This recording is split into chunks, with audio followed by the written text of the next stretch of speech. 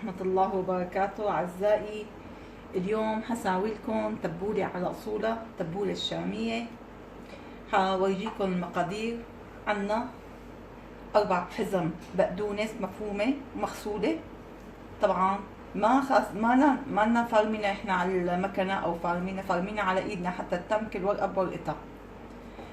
عنا طماطم مفرومة كمان مقشرة ومفرومة ناعمة. عنا خياراية وحدة كمان مفرومة كتير ناعمة. عنا 3 بصلات خضر كمان مفرومين كتير ناعمين، وشوية نعناع كمان أخضر مفروم ناعم. عنا عصير ليمون. عنا نص كوب زيت زيتون.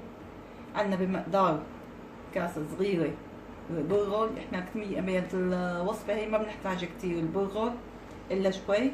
بابريكا، نعناع يابس، ملح. هناخد البرغل. طبعا البرغل اللي احنا نقعناه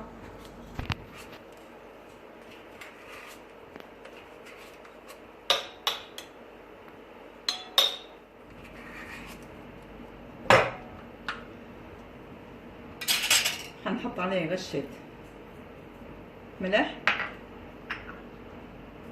ورشة نعناع ورشة بابريكا. هناخد عليه شوية من عصير ليمون طبعا،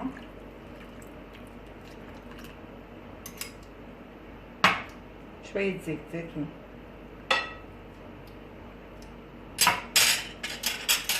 طبعا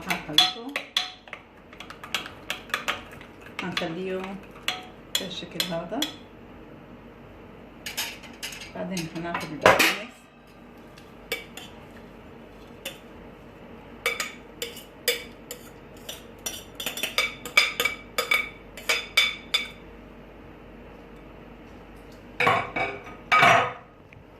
هناخد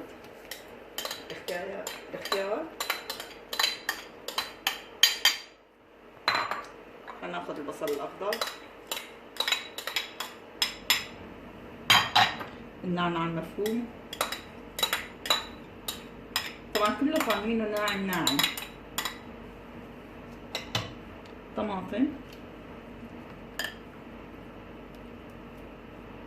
نخليها شوي على التزيين. كمان نبش رشة بابريكا، رشة نعناع، رشة ملح. ناخد عصير الليمون نحطه وشوية زيت الزيتون. هنخلط هالمكونات كلها.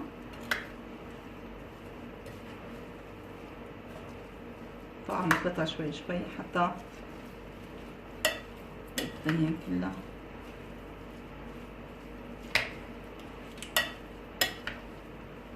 طبعا كله مفروم ناعم.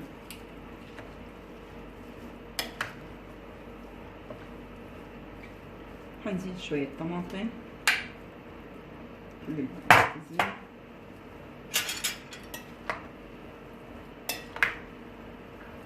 طبعا شوفوا طلع البرغل معنا في التحريكة هاي.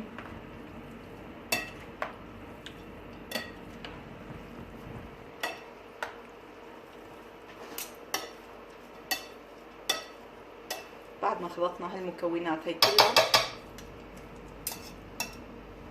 ناخد فاصل ونرجع لكم ونورجيكم اياها بصحن التقديم. وهلا اعزائي، هذا الشكل النهائي لصحن التبوله. زيناه بالخس، عرفتوا كيف؟ هذا بهالشكل هذا زيناه بهالخس. وبنقدم معه صحن كبنيه او بعض اي مقبلات انتم بتحبوها. صحن التبوله يعد من المقبلات الاساسيه، ممكن تقدموه على الغداء او العشاء.